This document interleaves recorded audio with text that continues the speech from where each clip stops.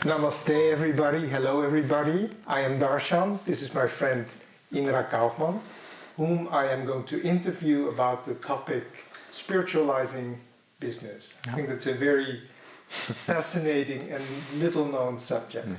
We are here in the boutique that is run by a new company, Ananda business named Ananda Deva, and Indra is serving within that company. He will tell us himself about his position, the type of work that he does.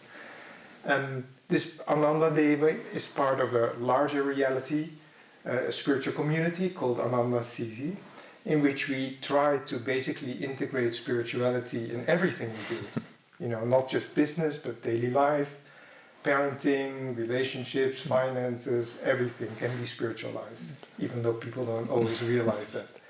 So let's first talk a little bit about you, if you don't mind. Sure. You're American. Mm-hmm. We're here at Ananda Assisi, in Europe. You're a dad. You're a businessman. You're, I think, also an information technology expert in a way. And you're a yogi. Mm-hmm. Can you tell us a little bit about those different roles? Yeah. So as you said, I'm actually American, if I can start there. I've been with Ananda since 2007, actually, when I first moved to Ananda Village, which is in California. And from there, I feel like I grew up at Ananda. So I turned 18 when I moved to Ananda and lived at the village for many years. It wasn't until I met an Italian woman who was living here in Ananda Sisi that I decided to move here, and we decided to start our life here as well. So I have 2 young boys, and yeah, as you said, it's I'm a father, a husband. I help to run this Ananda Deva company, and I think the thread that ties them all through is this concept of being a yogi, but also trying to spiritualize daily life. And so I think really that's the mission of Ananda in general too, is spiritualizing daily life, whether you find yourself in community, raising children, in business. I think there's very often a concept that there's a separation between church and state, between, okay, over here I practice spirituality or religion, and over here I live the rest of my life. And I think everything about what Ananda is about is integrating those. And so I think that's what we're all doing here in some fashion, and I just happen to find myself in the business world. I've had a lot of business karma in my life, but the spirit is always the same. So wonderful. So before we get to business, which is important, let's go to the yogi and the father. How do you do it? I mean, a yogi is supposed to meditate regularly. How can a father because his children are wonderful and they're young. Yeah. How do you do it? How do you feel about it? Yeah, it's not always easy, that's for sure. I don't. When you were talking, the story that kind of came to mind is a story from Autobiography of a Yogi, by Paramahansa Yogananda. Paramahansa Yogananda, yes. When Yogananda was still in the ashram of his guru actually gave him an experience of samadhi, which is going into this exalted state. And when he came out of samadhi, the first thing that they did is went and swept the porch. And it was his way of saying that spirituality has to be grounded, it has to be practical, it has to be also not just in the exalted states, we have to be grounded in our spirituality. And so I definitely had to organize in my mind what spirituality meant to me as becoming a father, and I think I had to mature in that process as well. Because maybe before I was meditating 3 hours a day, doing yoga, going to all the classes, and very deeply integrated into an outward spiritual life, I had to find a way to make that strong within myself and also integrate that when I'm playing with my children. When I'm stacking blocks, can I still try to manifest that spirit and try to tune into the present moment and be with my kids as a spiritual practice. So the principle is like balance, right? Absolutely. Yeah. And there are other parents here at Ananda Sisi, so in that sense you're not alone. Yeah. So we're going slowly in the direction of business. Mm-hmm. You said you had some business karma. Yeah. Can you share something about that? Yeah, I mean, it starts from my last name actually, which is Kaufman, which is German. actually German Yeah. for merchant. So even before I was born, it was predestined, I think. But both my parents were entrepreneurs, and I just grew up in that environment. And there was something that just always made sense to me. Even when I was 7 or 8, I started a little roadside stand where I sold candles. I would go to a candle factory and take their old wax from them and melt them down and make my own candles. And it was just always such a creative process for me. It was never, especially when you're a kid, it wasn't really about making money. It was just this concept that you could take something and turn it into something else and create something that somebody else loves and appreciates. That's beautiful. Yeah. Like a business child prodigy. Well, the feeling was there. You were born with that. Yeah. Beautiful. So now we get to this point, the principle, and then we'll talk a little bit about the company, Ananda Deva, which by the way is a beautiful name. Yeah. Just in between, can you explain the title, what it means, Ananda Deva? Yeah. It's a beautiful name. Yeah. So we originally started with Deva, which is in the enlightened one. And I think ultimately when we were thinking of the company, we're trying to figure out what are we trying to offer people. And everything about the products that we sold and the service that we were trying to give was about helping people to enlighten themselves in this process of self-realization in one form or the other. That is your mission. That's our mission, the big vision of it all. And then obviously Ananda, meaning bliss, and being a part of this community made sense as well. So. Perfect. It's a beautiful name. Yeah. So now let's get back to the roots and then we'll get to the bliss. Business, I mean, we're talking here and I hope millions of people will be watching this interview. I don't doubt they Why will. not? Yeah. So money is an important part in a person's life, and it's the source of sometimes security and more often probably of great insecurity. And when you think of business, you think of making money and making profit. Yeah. How do you how can you connect that with spirituality? Yeah. It's not easy. It's not easy, and especially I think it almost has a dirty connotation to some degree, kind of business and money and making money. And I think it's been misunderstood for a long time as well. Yogananda talks a lot about how money is really just energy. It's a form of energy. We can make money, we can spend money, we can lose just like we can with energy. And I think there's very little energy awareness in society today, even on a personal level, which would make sense that would translate then to money awareness for individuals.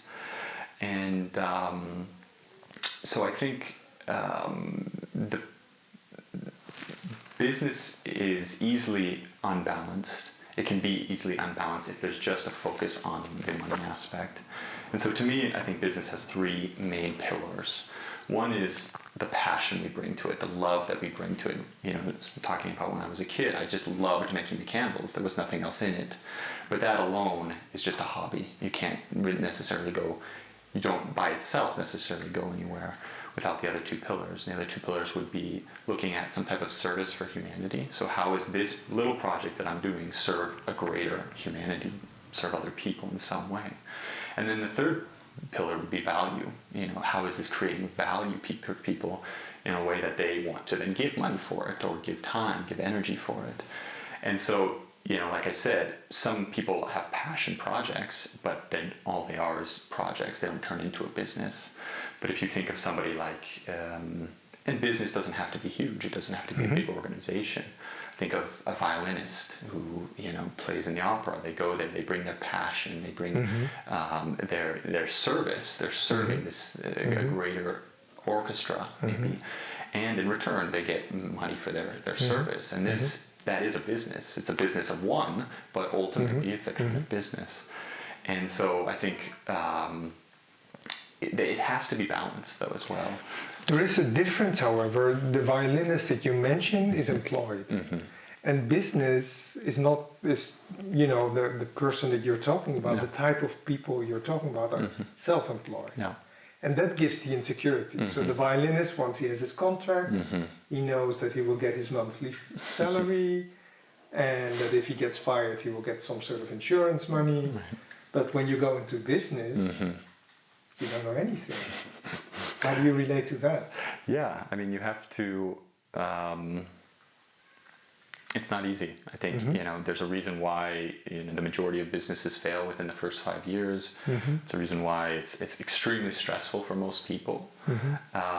But I think it's also because most people don't approach it in a balanced way. I think a lot of people will approach it from just, okay, I need to make money, or I just want to do my passion project, without trying to balance it and see it almost like we do as yogis. I think you were asking, like, how do I be a father and a yogi at the same time? Well, I think everything that we're trying to do is approach it in a balanced way. Because if we, try to be a parent but still meditate 8 hours a day, we're going to just get frustrated and give up. But if we approach it in a way that's very balanced and harmonious, then it has much more of an opportunity to succeed. And so it's a roundabout way of answering your question to say, I think we really have to, and I think if we're looking at especially new models of business, which maybe we'll talk about in a minute, we have to look at balancing these three equations, and it's not something that's commonly thought of. A lot of people don't go into business thinking, okay, how can I serve humanity necessarily? Or it's usually, okay, I just love this, or I just want to make money out of this. And from that, there's very unrealistic expectations that are set at the beginning. So once this gets expanded with the thought of service, and everything gains a different perspective, right? Yeah, absolutely. And the stress goes out of it, or at least part of it. I don't know if the stress ever goes out of it. We're all human, of course. It's part of the game, probably. Yeah, for sure. So I heard you were very honest, saying, well, I don't know if stress really, disappears completely. But of course, you want to be entertained, you want to have fun also. So how do you manage that? How can I manage my stress? Yeah. I mean, here I am. I have 2 little children. There's a lot to take care of. What do I do? Yeah, I think so. A few things come to mind. I think one is that a little stress is good. It can drive us. It can help us to be stronger. Even Yogananda gives the example of a tomato plant that's growing in a greenhouse versus one that's growing outside in the wild with the wind and the elements.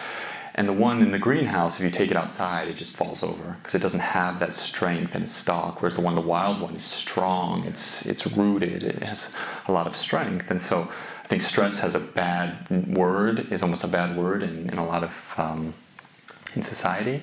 But I think a little stress obviously it helps us to become stronger. It stretches us in what we think our limits are, because I think anytime we get out on the fringes of our limits, that's when we feel stressed. Like, okay, it's becoming too much, or I haven't, And even with Ananda Yoga, that's what Swami Kriyananda has said to us, is that the idea is to stretch but not to strain. And so you get to that place where you can't recover then. And so you're stretching yourself but not too far. And do you have any specific trick that prevents you from straining? Yeah, I think one is knowing your limits. First and foremost is, okay, how far can I stretch before it becomes something that I get sick, my immune system shuts down, I need then weeks to recover. It's okay, I'm getting to those. You don't want to get to that point. So the first step is knowing those limits. Okay, I'm feeling like I'm getting to those limits. And then taking action. Trying things like meditation, looking at your diet, energization exercises. I mean, we're so fortunate that we have so many tools that we can then lean back on and implement. But, stress comes in many factors. But regardless, it's trying to say, okay, what tools do I have to identify it and then to alleviate it, to not get to a place where it becomes that it takes over our lives and makes us incapable of serving as a parent, in a job, or whatever fashion we have. Okay. So are you capable of switching your cell phone off for 3 hours in the middle of the day? On and off. No? Off. Off. In the sense. Yeah. So if it gets too much. Yeah. Okay, and so you get one message after the other, and emails, and everything wants your attention. No. Would you be able to switch it off? No, I don't always succeed in that. Maybe you want to spend some quality time with your boys. Yeah. And say, okay, for 2 hours, I'll just, undo it. There's the beautiful film, I think it's about Captain Hook. And Robin Williams. Oh yeah, Peter Pan. Yeah, he throws his cell phone out of the window at a certain point. Is that a trick? I can't tell you how many times I've thought about it. But yeah, but it is. It's a reprioritization too, and I think, I mean. Can you say that word again? Reprioritization. So you do that often. Reprioritize. Yeah, absolutely, because it's. I mean, we're so fortunate. I can't say it enough, but we're so fortunate to live in a community, in a context where looking at what's best for you is encouraged. Yeah. That's not always the case for just somebody in their job where, like we said, they're expected to have a certain output, and their own personal well-being is not necessarily first and foremost. But it's fundamental in our relationships with our children, our relationships with our family. We have to have those moments of turning off, whether it's through meditation or this. And of course, we find our time, we just can't, like no matter. Reprioritize. Okay, so you mentioned like many businesses fail after the first 5 years. This tells me that you observe the world in a way. Absolutely. So what kind of trend do you see happening on the positive side? Like, is spiritual business becoming a concept that is more widespread, maybe in your own country? Yeah. I mean, in America, Italy is now your own country too, but anywhere in the world? Yeah, you definitely see signs of it. You have seen signs of it in the last 5 to 10 years. But I think we're going to see a dramatic shift coming because I think everything that, for all the negative aspects that this health situation has brought, I think what it is fueling new models for living. You're talking about the pandemic? Yeah, the pandemic, the COVID. So I think it's forcing businesses to look at new models. I think it's forcing us to look at new models in every area of life. And I think a lot of things in that regard are going to be sped up. But some of the more specific things that you see a lot more organizations around that are giving back to environmental causes, that are just tithing automatically. Maybe it's 1% for the planet, or these corporations called B corporations that have a humanitarian aspect. So they don't have to be non-profits, but they're saying, okay, we're for-profit, we're a normal business, but we're integrating some type of humanitarian effort in our business plan, in our kind of action plan. Yeah, so we're moving in the right direction. Yeah, definitely. So an important keyword, I think, in spirituality is magnetism. Does that also play a role in your business or in business in general? Absolutely. Can you explain it? Yeah, I mean, it seems such a simple with all concept. these keywords, magnetism and magnetism is everything. I think. Okay. It's all what it comes down to. And I think that's why, especially something like having this path that we have behind us, when trying spiritual to do path, spiritual path behind you, when you're trying to do anything, raise children, create business, do anything, go out for the coffee in the morning, it all comes down to magnetism. What we're attracting, why did certain things happen in our day? It comes down to our own individual magnetism and a group magnetism if we're talking about businesses. And so certain activities like our energization exercises, meditation, are such fundamental pieces to raising our level of energy and then increasing our magnetism. And it's funny, especially not funny, I think it's ironic, but practices like meditation are so common now in the business world. Yeah. If I can't listen to a business podcast without hearing meditation or mindfulness, breathing techniques. In fact, one of my favorite podcasts I listen to is somebody who interviews only Fortune 500 companies and top athletes, really people at the top of their game. And he did just a random poll of everybody he's ever interviewed, and he found that 85% of them had some form of meditation practice. It's amazing. Yeah. The mind has to be a part of it. The Absolutely. Heart has to be a part of it. So now getting back to Ananda Deva. You mentioned the mission statement. It was a little bit fast. Yeah. Can you talk about it again? Yeah. I think, Ananda Deva was actually formed on the first day that we went into lockdown here in Italy. The very first day. We all went to the notaio and signed the formation of this company. And it was on one side you could say, well, these guys are just absolutely insane. Like, what are they doing starting a business? And it's all this craziness. We have no idea what's going to happen. And on the other hand, it was like, even before that happened, our motto was that, even despite all of everything that's going on, our mission is to move strongly in the direction of providing a new model for the world.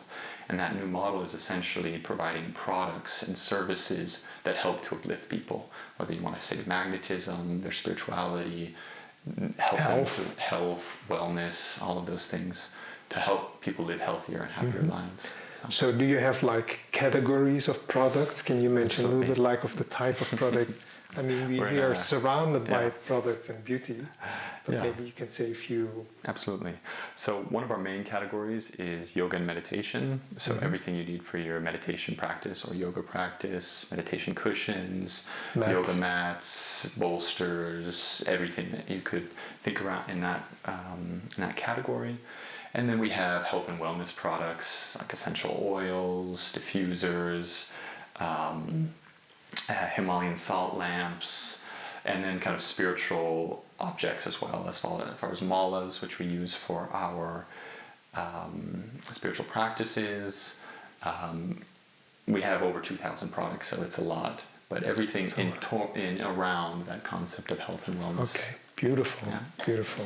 So this business is, okay, we're sitting in a boutique now, but Ananda Devi will be mostly wholesale, is that right? So you provide your products you sell your products to, how does it work more in detail? Yeah, so there's actually three aspects to Ananda Deva. One is the boutique, which we have here, which is at the heart of Ananda Assisi, which is retail sales.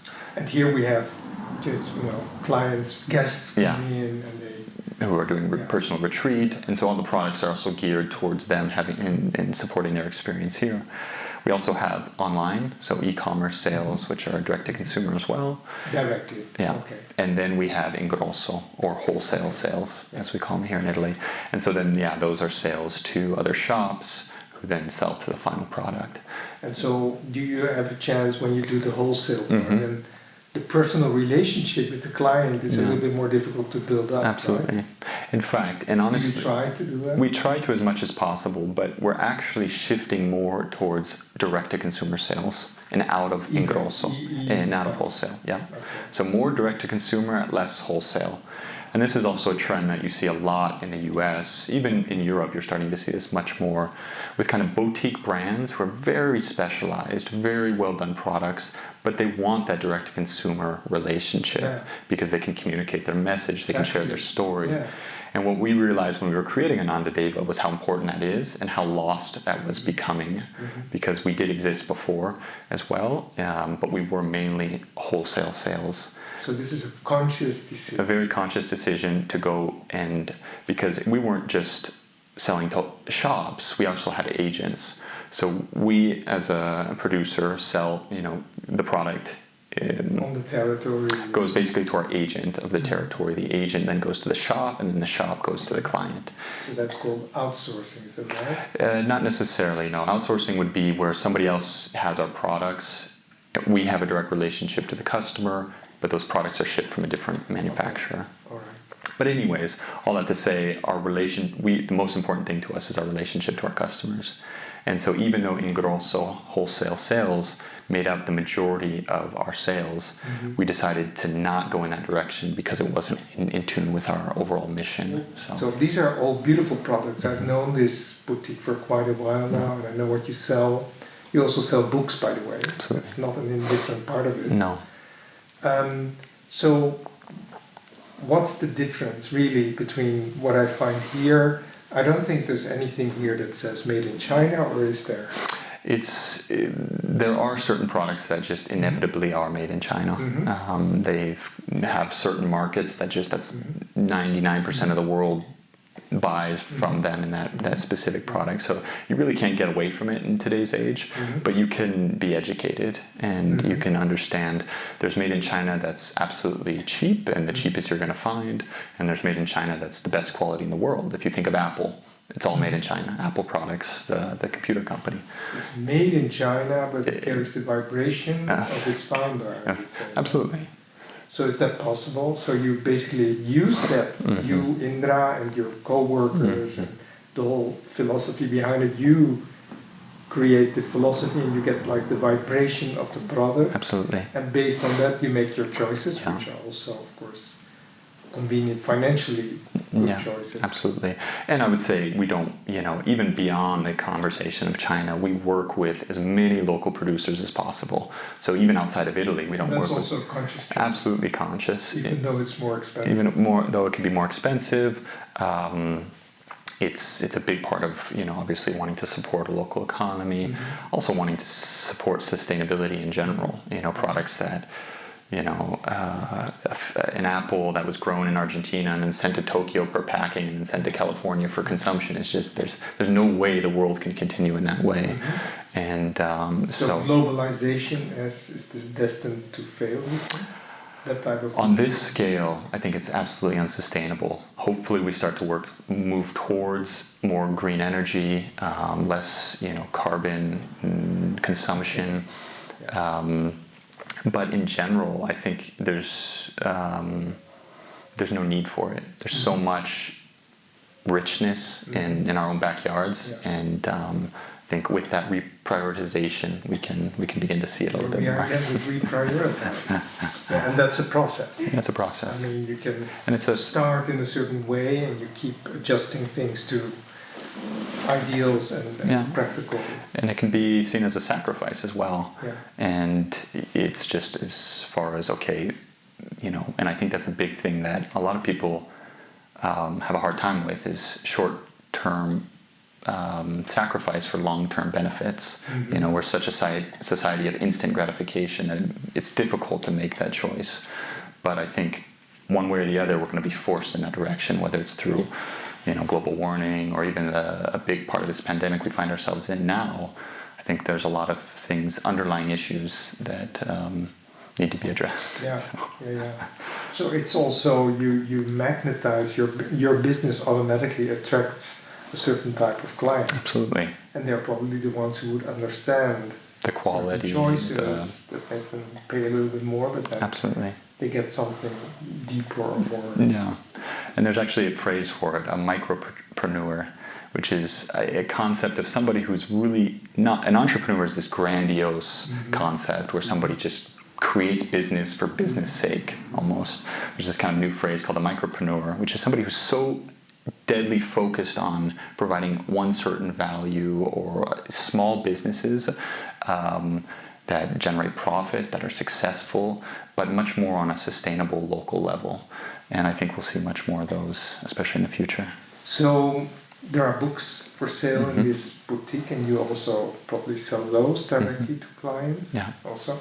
Can you tell me about your choice of books? Yeah. So there's actually another company, Yogananda Edizioni, who focuses on the publications of Ananda's books through Yogananda or Swami Kriyananda. That's only in Italy, though. That's only in Italy. Those are the Italian books, obviously. And then, yes, as Ananda Deva, we support those books, and then also a larger work of books that are all in line with spirituality, and health and wellness, healthy eating, diet, all of those things. So always in the same philosophy as our products and our mission in general. So, perfect. Yeah. So within the Ananda community, this is an Ananda business, right? You have lived in this community now for quite a long time. Before that, you lived in the Ananda community, and Ananda is an experiment, basically. It's not a fixed reality. We're always trying, we're doing our best, and how does it work, and how can we illumine, let the light shine on this part of... So when you look at the different... Can you tell a little bit about this community and what you envision can be the contribution of Ananda Deva to this community as absolutely. well? Apart, of course, from employment. You create employment. Definitely. It's important. Yeah, and so we kind of have two missions, I would say. One is kind of the broader mission for the world of how we want to, bring these products of health and wellness to as many people as possible. And the other is to support this community. It's very fundamental in our mission statement as well. And that goes as far as providing jobs, and then helping to build the local economy in general, as far as what Ananda is a part of. So there's businesses here, there's the school, there's the retreat center, there's many different aspects of services and businesses. And it's subtle, but even something as small as having a new business can help maybe a new family move to the area and have a job and support themselves, raise their family. So there's a lot of things that trickle down into the community that help to make this a more magnetic and more inclusive community as well. So, beautiful. yeah. So then, of course, you're not doing it on your own. No. So how do you attract your co-workers, and what is the secret of, teamwork is not always the easiest thing. We're different personalities. We have different opinions. How do you do that? Yeah, it's not probably not a fixed recipe. No, it's not. I think in a lot of ways it comes down to, I think there's two things that come to mind. One is what you were saying earlier about magnetism. I think if we're looking at trying to maintain a certain magnetism, maybe we're meditating as a group together. Do you do that? We do. Okay. Which we're very fortunate to have. Everybody who's a part of it obviously is also part of this path. So I understand that most people don't have that luxury, that maybe they're just working in more or less a random job. But I think that it can't be understated or overstated, the power of magnetism, even on an individual level, if we're meditating before we go into work, and just seeing what we attract to ourselves, versus by doing that. So your working day maybe starts at 9 o'clock or something, and you meet a little bit earlier, at 8:30 or 8:15 or something. Yeah, we're still a small group, so we don't do it every day, but regularly. Yeah.